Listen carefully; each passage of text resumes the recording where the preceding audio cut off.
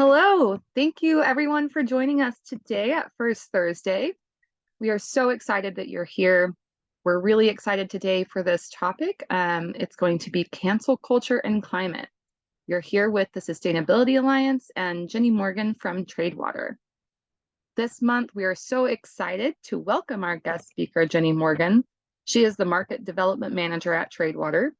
And today we're going to dive into the world of cancel culture. So we'll learn what it means, how it drives unintended consequences for sustainability progress, and learn about some tools that we can adopt to avoid its pitfalls. Thank you for being with us today, Jenny. We're really looking forward to the insights and expertise that you have to share with us on this important topic. Real quick, before we dive into much more of the presentation, we're going to go ahead and launch our intro poll. If you would just take a moment to review these questions and respond, it should only take a few seconds of your time, and it's so helpful for us as an organization to be able to collect meaningful information that we can use to help make these programs more meaningful for you. So just go ahead and take a moment on the polls, and then we will continue forward.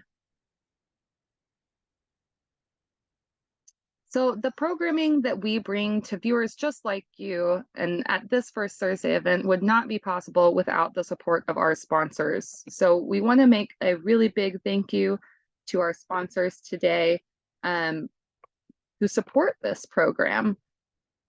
They help us bring education, resources, and community connection to your screen each month. So big thank yous to our lead sponsor, Williams, our neighborhood partners, Public Service Company of Oklahoma and PSO Wind Choice, and our community advocates, Covanta, the Met, One Oak, Save Our Streams, Spirit Aerosystems, Tulsa Farmers Market, Sustainable Advisors Alliance, and Philbrook Museum of Art. Round of applause for those amazing sponsors. Thank you all for what you do. And if you are interested in joining this list of sponsors, please send me a message in the chat. We're always looking to add more to our,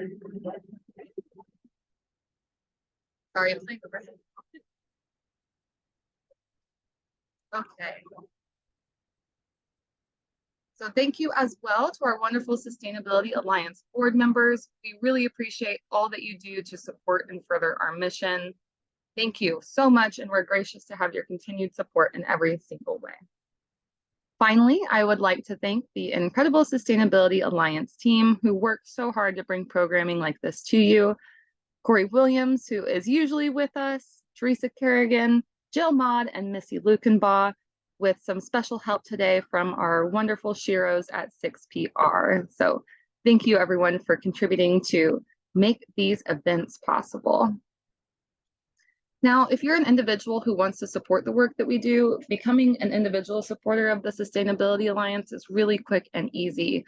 So for only $25, your name can be added to the growing list of changemakers in your community, but no amount is too small to matter either. Your support helps further our sustainability education, our Bellman Sustainability Awards, First Thursday events like these, our B2B Case for Sustainability series, our Scorecard Business Program, our TerraScore app, and so much more. So please click the link in the chat to donate today or scan that QR code. We greatly appreciate it. We also have a Facebook group that exists to better help connect our community. If you would like to connect with like-minded people or start a conversation yourself about your own interests or initiatives, go ahead and join our Facebook group today. You can do that by scanning the QR code to get involved. Also, have you heard about our B2B events, or have you been to one? If you haven't, and if you enjoy First Thursdays, I really would recommend you venture out to our B2B next week. It's going to be an amazing event at Philbrook Museum, where we're going to learn more about the business case for sustainability. It's going to be presented by David Rossi of Cox Enterprises, and he's going to discuss sustainability at the core and talking about goal setting and employee engagement, all of the wonderful methods and mechanisms they have come up with to really make sustainability a lifeblood of what they do at Cox. So we hope to see you there. And finally, we are just going to have a quick word from our sponsors, and then we'll dive into Jenny's presentation. At Williams, we're focused on adding new technology and operating practices that deliver right here, right now reductions in global emissions, cutting-edge emissions measuring and monitoring, certifiable and transparent emissions data, real-time energy optimization across the natural gas value chain, integration and delivery of the fuels of the future, meeting global energy demand and global climate goals. For us, this is just the beginning.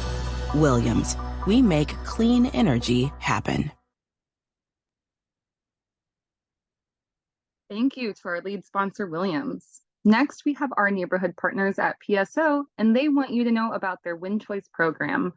Have you signed up yet? If not, go ahead and try. Be a part of the solution to embrace renewable energy and clean grid transitions by enrolling your household or your business today by visiting psooklahoma.com/clean energy renewable. The Met, one of our other sponsors, offers recycling services throughout the year through their drop-off sites and special recycling events. They also proudly provide meaningful employment opportunities for individuals with disabilities. To find out more, go ahead and visit them online at metrecycle.com.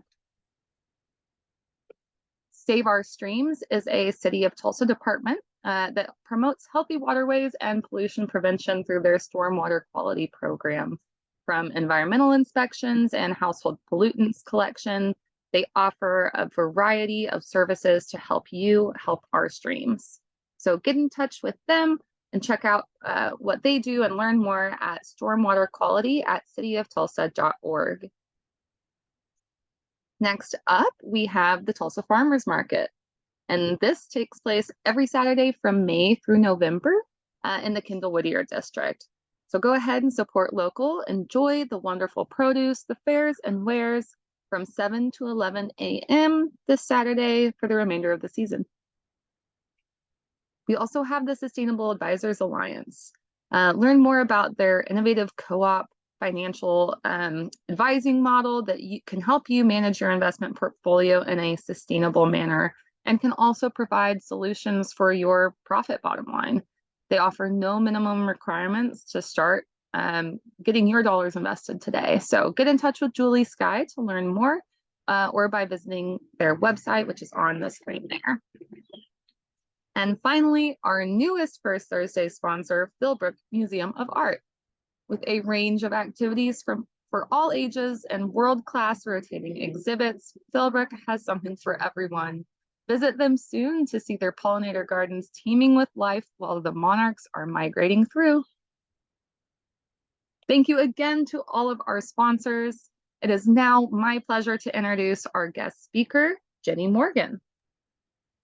Jenny joined Tradewater in 2022 as their market development manager.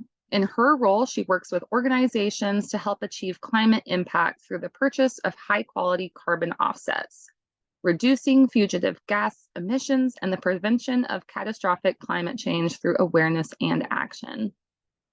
Jenny operates under the belief that our most challenging problems cannot be solved by government and nonprofits alone. It requires a collective effort. She is passionate in changing the way we view business and industry to be both profitable and purposeful. Prior to joining Tradewater, Jenny has worked within the technology and hospitality sectors and comes with 15+ years of experience in business operations, market development, events, and community engagement. Outside of work, Jenny enjoys spending time with her family and friends, hiking, running, swimming, and planning themed celebrations. Jenny, we are so grateful to have you. Welcome to First Thursday with the Sustainability Alliance. I'll hand it over to you now. Thank you so much. I am so excited to be here, and your list of sponsors are incredible. I hope that people follow those links because that was a lot of really cool information. Can everyone see my screen? If you could give me a thumbs up, awesome.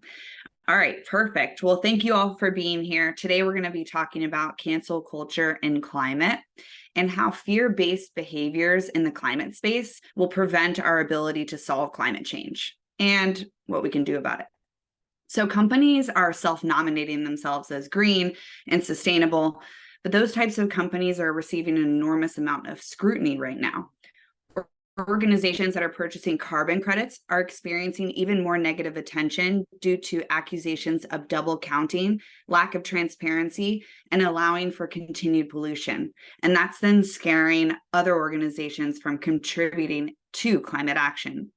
So rather than canceling these organizations altogether and forcing them into hiding, let's examine cancel culture in the climate space, the benefits of funding climate projects, and how individuals like us can collectively influence the global climate action. All right, so let's first just define what cancel culture is. It has existed since the beginning of human interaction. It refers to the public shaming of those deemed moral transgressors. And it's been a tool throughout history, from the scapegoat in the Bible, a literal goat ceremonially endowed by the high priest with all guilt and misdeeds of the community and then driven out into the wilderness, to public whippings, scarlet letters, and lynchings. With the advancements of technology and social connectivity on a global scale, canceling someone or something has become one of the most popular forms of expression and ability to kind of get your frustration out publicly through social media or whatever form you use it. But I'm here to question if the current application of cancel culture is a form of public justice or a new form of intimidation and climate injustice. Cancel culture will prevent our ability to solve our way out of climate devastation, and here's why. So the topic of cancel culture has been debated for some time, especially in more recent years, where the hashtag #MeToo movement publicized a necessary movement to support human rights and report on atrocities committed to women. It confirms for every action, there will be a public reaction. But cancel culture has been applied so often that sometimes we don't even know what the actual problem is that we're trying to cancel. We just know that we feel something about it. And whether the facts support the extreme form of retaliation and consequence, that's still up for debate. But then on the flip side of the phenomenon, this well-intentioned tool has also led to hostile debate, harassment, life-altering consequences, zero room for mistakes in education, and even federal crimes. So I'd like to take a poll, and you can do this in the privacy of your own home, but think to yourself, raise your hand, give yourself a hug, if you or someone you love has ever done something that they could be potentially canceled for if it was committed and discovered today. And if you're raising your hand, please know that you are on camera, and we will save this for a later day. But that's really what it feels like. It really feels like we can't admit that we have made mistakes, or that people that we love and admire and bring so much positivity to the world also make mistakes. That fear of vulnerability is exactly what we're addressing right now in climate. To cancel has typically been reserved for a product or a service, like a subscription or a TV show, but now it includes businesses and people. An example to show the transition into cancel culture today and its unpredictability is the attempted cancellation of Colbert. In 2014, the official Twitter account of the Comedy Central show, The Colbert Report, posted a joke that could be taken as a derogatory insult towards Asians. And I'll give you a minute to see what they posted on Twitter and then the rebuttal. And basically, it was a satirical response to the creation of, this is a real organization, Washington Redskins Original Americans Foundation. But then the activist Sui Park was in the middle of dinner, saw it come up on their phone, and responded to the joke with the hashtag cancel Colbert, and it went completely viral. In the end, though, in the name of cancel culture and its unpredictability, Sui ended up being canceled herself, with so much hostility directed towards her that she had to flee her home and started communicating with burner phones. Then let's look at a more climate-focused situation that happened publicly, which is a John Oliver episode where he attacked nature-based offsets and companies that support them. In his opening monologue, he specifically targets the candy company Kit Kat.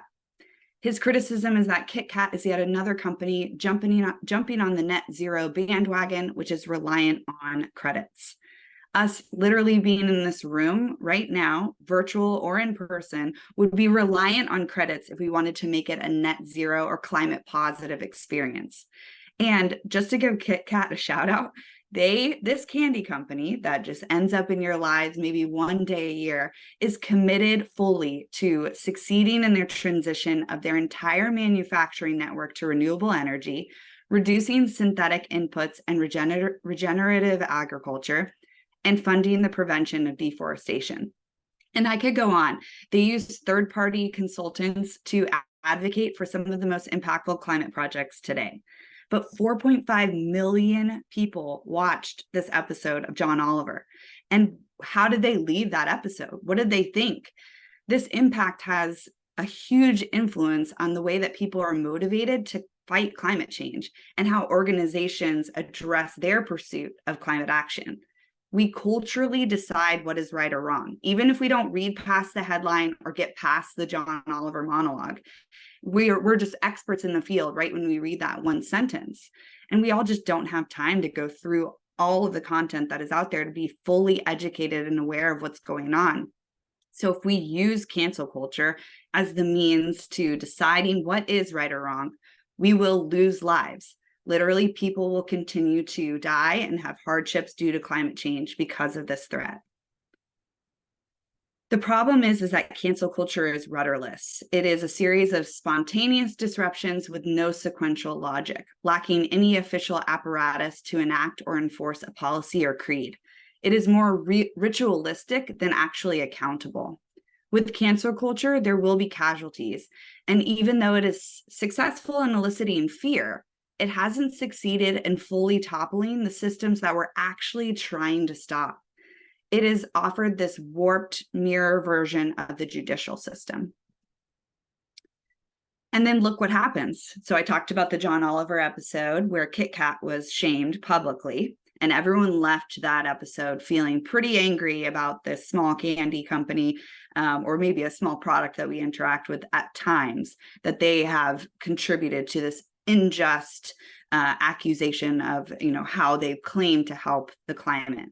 So Nestle, which owns the brand Kit Kat and Nespresso and other large businesses, is removing all funding from outside climate projects through the carbon market and exclusively focusing on cutting greenhouse gas emissions internally.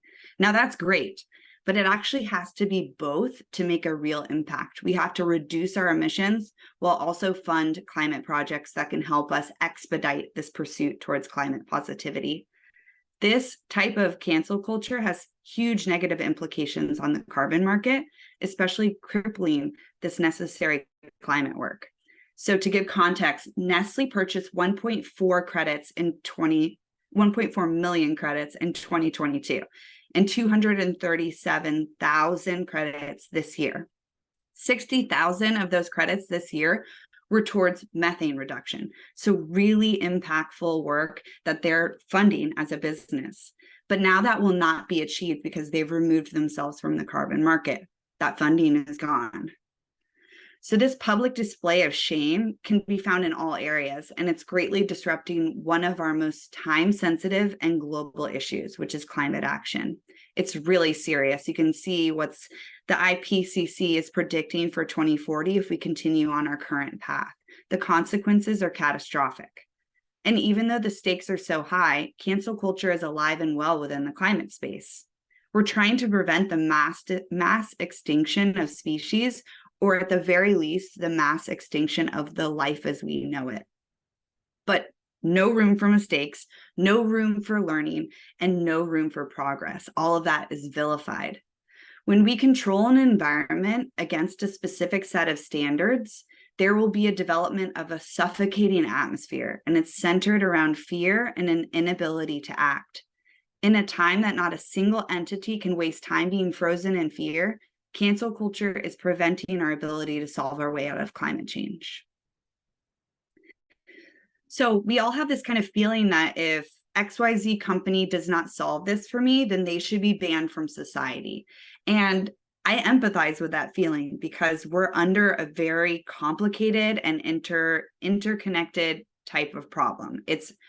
We have the solutions available to solve our way out of climate change, but it is so vast and large and time consuming and resource consuming that at times we feel as if we need to point a finger. It can help alleviate that sense of fear, but it's only temporarily. There's entities that are being accused of greenwashing. Basically, they're being accused of creating a false impression of their environmental impact from embellishing or intentionally distracting or outright lying. So basically slapping a leaf on a product, and let's say that product is actually toxic, but they put a green leaf on their display. That is what, in a simplified example, of greenwashing is. So to take that as an example, let's look at Windex, which is one of my favorite examples of the accusation of greenwashing. And I'll let you all decide if this is something that you think should be as vilified as it was. So Windex was basically taking plastic and putting it, using renewable plastic to then recreate their bottles. So they're trying to create a circular economy for their packaging. And on their bottle, they said, removing plastic from the oceans, one bottle at a time, or something of that sort. And there was this huge public outcry that Windex was lying and greenwashing. So in reality, Windex was actually removing plastic from landfills, not the ocean, and using that plastic from landfills to recreate their bottles. So they're using discarded plastic to create those bottles again. Yes, they were not taking plastic from the ocean, but as we all know, or as some of us are learning today, plastic in a landfill typically does end up in the ocean. So rather than saying that they're greenwashing and that they should be canceled, sounds to me more like a communication problem or a marketing issue. Maybe the verbiage needs to be tweaked a bit, or maybe there needs to be time taken to educate their consumer on what exactly they mean and how they're looking to use less plastic in the production of their product.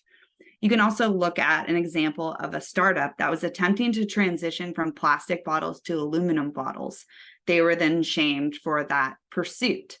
So there's these accusations of greenwashing happening, and how is that going to encourage continued progress? You can also see the other side of the issue, which are entities being accused of green hushing. They're basically going green and then going silent. So they're doing really good acts towards climate action, but then they're not talking about it, just solely due to the fear of being called out publicly and potentially making a mistake. So both of these are not helping us move forward towards climate action and pursuing progress in the climate space. This is how cancel culture is alive and well in climate. So we get the problem. So let's make sure we all understand the mechanism that is truly under scrutiny. Aside from just branding, there's also carbon credits and offsets. They represent a reduction or a removal of a greenhouse gas emission to compensate for emissions made elsewhere or to add a new climate benefit to combat climate change. So basically, it's like a good deed token. It represents a climate action. And like currency, there are many different types with different values and impacts associated with them, but they represent something. And you can either use it to balance out your spending these tokens and then acquiring tokens so that you get to a more even state, or you're purchasing these tokens just simply because they represent a benefit that you want to support financially. But what makes them all the same is that they're using this financial mechanism to fund their climate projects, which is the carbon market. They do not want to be solely reliant on grants and donations. They're actually using a financial market to fund their work, which allows for scalability and innovation. So I love metaphors. So to kind of further explain what the carbon market is, I think of it somewhat like the gift card market. So you have a restaurant that has attached a value to a card, and we've all decided that that card means 20 US dollars. Now, that card might have 20 US dollars that gets you 5 cheeseburgers, or 20 US dollars that gets you half of the cocktail you ordered, and you'll still have the bill afterwards. But nevertheless, it's still 20 US dollars. So you can use that card to feed your family tonight. And that's kind of what we see with those that are using them to offset their emissions, or kind of similar to what maybe some of us did during COVID. You purchased a card to financially support a restaurant that you loved. So whether you plan to use it or not, you're funding the strength and longevity of that restaurant. Similarly to those that are purchasing credits just to simply fund this work. And that's what businesses and individuals are doing. They're using these credits or gift cards to help support their climate goals and purchasing them to fund projects that positively impact the planet. So the carbon market fills this gap. The red line at the top represents our current greenhouse gas emissions, and the green line represents carbon removal projects. So the carbon market can fund and incentivize closing this gap. And the carbon market recognizes the need for holistic and realistic emission reduction strategies, and companies are the ones that are supporting that carbon market funding. They can choose how they want to reduce their emissions, whether through technology upgrades or energy conservation, or purchasing credits like greenhouse gas removals or greenhouse gas avoidance. Carbon markets are considered one of the key tools in fighting against climate change. And as they help incentivize emission reductions, they also provide a mechanism for businesses to transition to a low carbon economy. So even though this is like the key tool for us to navigate our way out of climate change, the market itself is still under so much scrutiny. We need to cut emissions in half by 2030 for us to be on the right track. And unfortunately, in 2023, we're starting to miss the window of opportunity to meet this goal.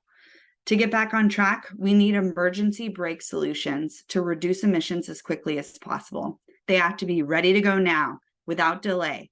They can't wait for any new infrastructure to be built or wait for a new technology to be developed, or they can't wait for nature to accumulate carbon in trees and soils. We need to identify the fastest, largest, and lowest cost climate solutions that we can deploy right now. And that includes the decarbonization efforts of businesses and also the funding of climate projects that are reliant on the carbon market to financially support and scale this work. So you may ask, why is this even a topic of conversation? This all seems to make a lot of sense. Well, let's confront the main rumor and myth about the carbon market and test the validity of it. There's a common belief that companies purchase carbon credits or offsets in order to avoid taking real action to cut greenhouse gas emissions. But is that actually true? It's a tempting narrative. Again, finger pointing, it alleviates that temporary feeling of frustration. And that sounds like a story that we may have seen, and there have been bad actors. But after a study was performed by Silvera, they took about 100 of the largest businesses all across different industries and tracked them for about 8 years. And what they did is they split it into two groups. 50% of them purchase offsets and 50% of them do not. Meaning that the companies not purchasing offsets are simply just doing something internally while the others are doing both. And what they saw is that the ones that are purchasing offsets are actually decarbonizing, lowering their footprint 2 times faster than those that are not. And what that tells us is that carbon offsets allow us to take this holistic view of climate action and take our actions and move them even faster. It's kind of like if you make a small tweak in your life for the pursuit of better sleep or wellness, and then you start to kind of see more that you can do. That's very similar to the behaviors that these companies are showing. They're purchasing offsets, and then they're also decarbonizing and seeing everything that they could do within their resources on how to implement fast, cost-effective climate solutions. So carbon offsets have to be part of that holistic strategy. So I know that cancel culture and just that kind of output of emotion can be helpful especially in something that's so big and personal to all of us. So let's add some logic and an apparatus that we can depend on to drive urgent and effective climate action. Let's change our messaging from "you failed indefinitely and this is you need to leave" to "this is what I feel and demand from you to improve." So here are some questions you can ask yourself in your personal life, your professional life, and in your climate life when you're tempted to apply cancel culture when you see something. So first question is, are you capable of entertaining real doubt about your beliefs, or are you operating from a position of certainty? Can you articulate the accused perspective in a way that they would recognize, or are you misrepresenting your opponent in a way that makes them look weak? Are you expressing frustrations and attacking ideas, or are you attacking the entities that you feel created them? Are you willing to use extraordinary means against people that disagree with you? Can you articulate the evidence you would need to see your change and your position be altered?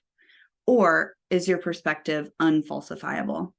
If you're answering yes to a lot of these, I would then ask you to take a step back before you act.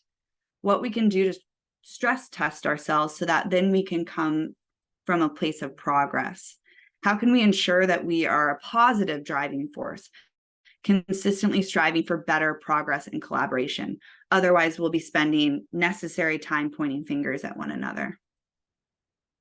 Now, let's say that you've identified something that aligns with your values and you feel those values are not being met. Here are some suggestions that we can offer to those that might not match our sense of urgency for climate action. And you can express this in social media, in your communities, in a letter. But you should say, "Hey, dear Company X, please share more about why specific decisions are being made. Get more specific about your actions and impact claims. Are they misleading or are they just not good enough? Provide documentation and imagery and assets to learn more about your work and its impact. Company X, please be transparent in your risks, shortcomings, and requirements for progress. Please engage with a third party to vouch for the legitimacy of your claims, as well as provide expertise on continued improvements. Address climate change holistically to ensure that you're prioritizing the current catastrophic threat as well as the future. And share plans for next year and how your actions will continue to improve, have permanent impact, and who will be responsible for their implementation." Cancel culture and accountability are two totally different things. And I am definitely not saying that those that are not doing their very best and using their resources to attack climate risk are not accountable for their actions. But using cancel culture as a tool to then vilify these entities will further delay our ability to solve our way out of climate change. So we need everyone. We need every species, every entity, every organization, every group, every individual focusing on climate action in small, medium, and large ways. Currently, our collective address of climate change is a circus. It's preventing us from waking to the truth that the urgent problem and our moral responsibility is required for us to move forward. We hold ourselves as a group accountable for our success with an oppressive sense of urgency. And then more than ever, we need everyone to be involved, companies, organizations, and individuals to make progress on sustainability and to inspire their peers to make a start. This is impossible if progress is happening in silence or in fear. The cost of cancel culture is too high in climate. Let's make the commitment today. I will no longer be passive or let my ego take over, but will continue to bring others along on the fight against climate change. So if you feel as if an entity is greenwashing, let's ask them to meet the demands that we need so that they feel comfortable of actually admitting their flaws and working towards them.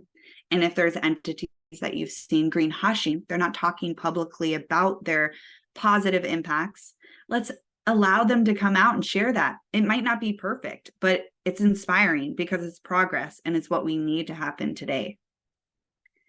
Here are some prime examples of businesses that have been recently shamed publicly, and you can look these up at your leisure, and then go back to the other slide to then ask yourself, am I applying cancel culture right now? Because they might fuel a lot of emotion when you read some of the things that have happened with some of these organizations. they've been subjected to cancel culture. And you might have experiences in this, but we need to talk about our feelings and then the work that's needed and how those of us in this virtual room can influence positive change rather than spending more time fighting. So let's pretend that all of these organizations transition to something small. These companies represent billions of dollars of resources, millions of stakeholders, hundreds of thousands of employees. That opportunity is inspiring to me, and that can actually influence change. So yes, there must be accountability, but cancel culture cannot be the tool used to encourage better behavior. It just isn't right. It doesn't do what we want it to do. It's an axe, and we need a screwdriver. The businesses that acknowledge climate risk as a threat to their business are doing the work, and we need to further encourage all industries, organizations, and individuals to join in and keep progressing. So that's your homework. Think about when you slip into cancel culture mentality, how you can encourage a sense of urgency for climate action within your network, and then how can you be an example to encourage change? And then by questioning all aspects of our behavior, we continuously inject improvement and innovation into our culture. And I hope that I was able to provide a bit of clarity on one of the most necessary markets and climate mechanisms that are available today. The carbon market has so many really amazing and high impact projects within it. And the only way that these projects will receive funding is through this market. And it's an attempt to make it a financial incentive to participate in this market. And it's something that we should all be looking into, because climate risk is business risk, it's livelihood risk, it touches everything. And it has to be something that we're all integrating into our personal lives. You can learn more about Tradewater, which is where I work. We tackle specifically non-CO2 gases, so gases that are typically man-made. And we're really trying to do the work and scale our work globally through the carbon market. But without the market, this work would not be done. And to kind of give a little bit more context of that, we've prevented over 6.7 million tons of non-CO2 gases from entering the atmosphere. And some of these gases are 10,000 times more potent than carbon. So they warm the planet really fast. Without the carbon market, we would not be able to do this work. We would be handcuffed to a grant or donation cycle, and the scalability and impact would be limited based on just generosity. And so by attaching ourselves to this financial mechanism, we're able to do all of this work and fund it and then do it again and then do it again. We're projected to prevent over 22 million tons by 2027, all of this fueled by the carbon market. So I encourage all of you to learn more about the carbon market, test your feelings, and use them as a map towards progressing our way out of this problem. And then also ask yourself what you might be waiting for. So I really encourage you all to, continuing to educate yourself. This is such a great network to do that. I love all the sessions that are coming up. And I want to give us a chance to talk about it. So if there's something that has come up today that you want to learn more about, or that you have opinions, or you want to share your own personal story, I definitely want to encourage everyone to do so, because our thoughts and our actions are all impacting each other. And this is a safe place for us to learn from each other. So let's get some questions going and see how we can leave this Thursday better. Wow, Jenny, that was so amazing. I really love your presentation. I think also you're funny. Thank you. I chuckled a couple of times. So just really, really good and thoughtful, very thought-provoking questions that you posed. And I really enjoyed kind of all of the support for each of your statements. There was this really thorough depth to it. So thank you for sharing that with us all. Yeah, thank you. So let's see. We will jump into a couple of questions here. One is about apologies. So we had someone in the chat say, I'd like to hear about apologies and how to make them. So like saying I'm sorry, you feel hurt isn't the same as saying I'm sorry I hurt you. And so I think this is from like the company perspective of like how does a company, or have you seen how a company is able to kind of rectify that, overcorrection or mishaps that they've done in a way that feels authentic and valid. I think personally leaning on facts can be really impactful. So let's say a company has done something that has been publicly shamed. And so if they want to acknowledge that they've heard the complaints and that they're internally addressing them, and then also give a timeline. So that transparency is really important by stating, we acknowledge what we've heard from our community on what we need to do better. We are internally discussing the best course of action, relying on, I can go back to that slide of what they need to be doing. So we're going to rely on XYZ third-party agencies to assist us in obtaining knowledge and plans for action. And then we will follow up with our plans publicly on this date. And that really gives the ownership and acknowledgement, and then the action plan forward along with the deadline and who's going to be taking that action forward. And I think that's really important because it allows for the person to know when they're going to receive that validation, and then the hope that there will be change. And I think that's the best way that we can tackle that. While you admit that you're wrong, that you're not ready to address it right at the second, if you had the right answer to it immediately, you probably wouldn't have done it in the first place. But then giving an opportunity for you to say it's going to be ready to go by this point. Open it up for public comment too, if you feel so bold and inclined to do that, depending on what the transgression is. That would be what I would say is the best way for an organization to validate what their stakeholders are communicating to them. Yeah, wow, that's a great answer. One of the things you said brought up another question, and it's really about those third-party providers. How can us as individuals and or organizations vet the providers that we're looking to go to for offsets? Is there something out there that allows us to know that they're doing things in good faith and projects that are actually creating that meaningful carbon impact?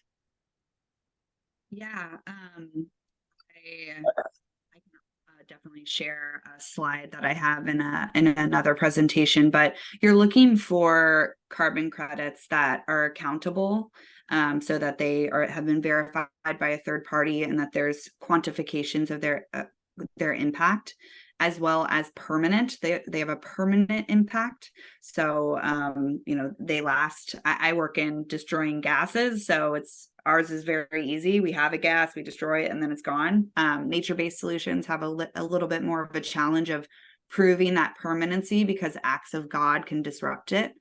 And then additionality. So it has to be an additional climate benefit. You can't just point at a tree and say, carbon credit. Yeah.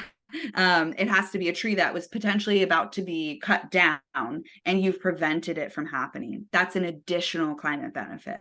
So the work has to be an additional impact on the planet. So those are some kind of guidelines that you can use. Organizations that you can go through. Project Drawdown would be a great resource. They have, if you want to go to the library and meet others in your community, they have a great book. They also have all of their information on their website. They basically outline the top 100 issues and the solutions that are affiliated with it. It's a great way to really understand what are the biggest challenges, and who's doing something about it. And you can kind of see that, and that gives a lot of hope. And it could also guide you into what you want to put, where you want to put your dollars. So if it's food waste, if it's deforestation, if it's non-CO2 gases, that's kind of where you can use it as a tool. Giving Green is a really great organization as well. They prioritize really high impact quality projects. You can go to the UN as well. They have carbon projects listed there. So those are some examples of guides that you can really find high quality projects that have a long lasting impact. Yeah, that's great information. I'm definitely going to be looking into some of those myself. Thank you, Jenny.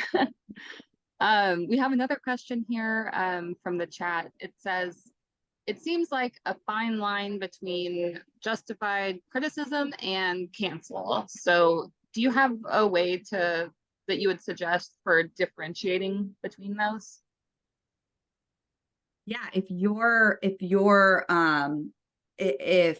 your statement does not offer a path for them to do better, I would say that's when it's more of a cancel, versus holding those accountable.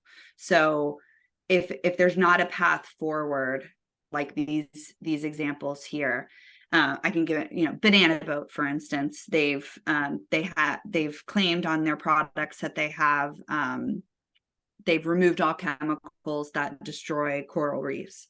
But in actuality, there's 10 different chemicals and they've only removed 4 of them. So there's still a large amount of chemicals that still can have a negative impact on reef bleaching. And so if everyone says ban Banana Boat, never use it, we're stopping Banana Boat. My question is those financial resources, those employees, those stakeholders will not have an opportunity for growth. And if we said you need to change your formula and your product by X date, then that's where we can actually show that movement and that feeling of urgency and frustration that we feel. But then it could actually end up that January 1st of 2024, they launch a new product that actually meets the claims that they were stating. And so that's where I see the two changes. And then if inaction happens, then, you use your dollars to voice where you do want to support businesses that have listened to your demands. But that demand for action needs to be communicated rather than that demand for shunning and inaction. Thank you. Yeah, I think that was a great explanation. Let's see here. We do have a couple more coming in. We have one that's about the data around those carbon reductions. Would you maybe go back to that slide and dive in a little bit more? We're seeing in the chat that this person is asking that the data seems to show that the companies invest in carbon probably already care about carbon reduction. So is there any more context you can give us on that data itself? Or is there 50%? Yeah, so it's 100 businesses, 50% of them do purchase offsets and 50% don't. You can see that the 50% that don't are still decarbonizing. So they do have climate goals that they're adhering to. They've measured their footprint and they're implementing ways to reduce said footprint. And so they're having a 3.4% decrease of emissions every year. So they're making improvements. But the ones that are doing that and funding external climate work, purchasing offsets, and bringing that into their holistic strategy, they're doing it 2 times faster than the ones that are solely just operating within themselves. So I kind of use that analogy of you want to have a healthier lifestyle. So you just start running and that's all you do. You're just running and running and running. Sure, your cardiovascular health may improve.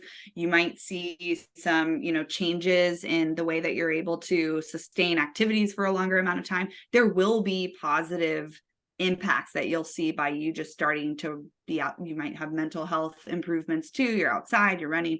But then those that are doing outside activities, but then they've also, improved their sleep. They've also changed their nutrition habits. They're going to be improving at a faster rate than those that are simply just relying on one way of pursuing a path. And I think the problem is that do it all is just, it's a really hard thing to swallow, just because it seems incredibly daunting. So decarbonize your business and fund offsets, do it all better, do it all now. I think what it actually needs to be is do both right now, do it all right now. And it's okay if it isn't perfect, do it to your greatest means that you have available. And then we'll see more progress than those that are just simply doing one thing. Just like those that are only funding offsets, they need to be decarbonizing as well. So it's a do both, which is sometimes difficult, but it's the best course for us to solve our way out of this. That was really helpful. Thank you, Jenny, for going back through that. We just have one more question, and then we're going to do just a quick wrap up. And feel free to stick around a little bit after we do our kind of closing slides, because Jenny's going to hang out with us in the room, and you guys can turn your cameras on and we can just have an open discussion. So if you've asked some of these questions and want to elaborate on them more with Jenny yourself, definitely join us after these next few announcements. So our last question is about the carbon markets accessibility in terms of if they're available for individuals like homeowners, or really just appealing to more industries and certain professions. Yeah, carbon offsets and credits are available to anyone. At Tradewater, we have carbon calculators, or you can just simply, apply dollars towards impact. We do have carbon calculators that are free. You can calculate the emissions of your household, your recent trip, your recent event, your business, and then you can then offset that through Tradewater and through the carbon market. That's just Tradewater specifically. There's tons of calculators out there. Giving Green, again, is another organization where you can kind of look through some projects and contribute to those financially. So they're definitely open to anyone and everyone. And don't be afraid of dollars. Every dollar goes towards something. So if you're really into one specific thing and you've educated yourself on that being the most important thing you want to fund, then go ahead and do that. Most organizations have the ability to have you contribute without being a business. That's great. They also add in that they're like thinking of an example, I think, on the homeowner side of being able, let's say with an acre of land, to participate in the carbon market. Like, is that something that they could sell, I guess, as a credit somehow? Yeah, you could become a project developer. If you look at the carbon market, there's project developers, there's businesses, anyone that's done something that's supported through a specific method of climate impact, they can apply a project to that method and then sell the impact on the market. So that's 100% open to anyone and everyone that wants to do that. Now, there are things you have to do. You have to get it verified and then work with the registry to then get those credits. So it'd be like if you invented a new project, you'd have to get a patent and you'd have to do kind of something like that. But very similarly, it's really open to anyone and everyone. Wow, that's wonderful. Yeah. A lot of farmers are doing that. They're receiving additional funds through not only decarbonizing their agricultural methods, but then they're also listing those impacts on the market. And so it's an additional revenue stream. Wow, that's really cool. Thank you so much, Jenny. Okay, we've got maybe a couple more questions, but I'm just going to ask if you guys want to stick around and ask those. We will wrap up here soon. Just for some final thoughts here, we do have an exit poll, so I'm going to go ahead and launch that now. Again, this is really important for us to be able to understand how you felt and thought about your experience today, and we're definitely looking for your honest and truthful feedback so we can continue to bring these programs to you in a way that you're looking for. So please take a moment for that. And we will move on to our next announcements. I don't want you guys to forget that we do have an incredible event planned at Philbrook Museum next week. It is our B2B, and that's going to be with David Rossi of Cox Enterprises, who's going to discuss sustainability at the core, talking about goal setting and employee engagement. We'll also have Scott Stulin, the director of Philbrook, to be our moderator. And after the program ends, guests that join us will even have the opportunity to go on a guided walk across the beautiful grounds and gardens. So definitely consider joining us there next week. It's on Thursday the 12th. And see the link in the chat for registering. And there might be a few of you all in here today that are members of our scorecard program. But for those of you who do not know, Scorecard is our program for organizations to track and improve their sustainability efforts in the areas of people, profit, and planet. Scorecard has saved organizations millions of dollars every year and provides a comprehensive program of resources to support sustainability improvements. So if you'd like to learn more about how Scorecard can help your business, please reach out to Teresa Carrickton. She's our Scorecard director, and her information can be found in the chat. Finally, I do want to encourage you all to download TerraScore. It is our free app on Apple and Android devices that will help you learn about sustainable habits. It allows you to compete in challenges that drive collective impact and, creates a mechanism for inspiring others along your journey. So use the QR codes on the screen to download today and start measuring your impact. Thank you again. To our lead sponsors, or to our sponsors, all of them are lead sponsors. Williams, our neighborhood partners, Public Service Company of Oklahoma, and PSO WindChoice, and our community advocates, Covanta, the Met, One Oak, Save Our Streams, Spirit Aerosystems, Tulsa Farmers Market, Sustainable Advisors Alliance, and Philbrook Museum of Art. Thank you all so much for joining us today. And again, to you, Jenny, for sharing that great presentation with us. Please stick around, like I mentioned, for the next 15 minutes or so, and we'll have that open discussion. We look forward to seeing you at the next First Thursday on Zoom, November 2nd. Hope to see you there.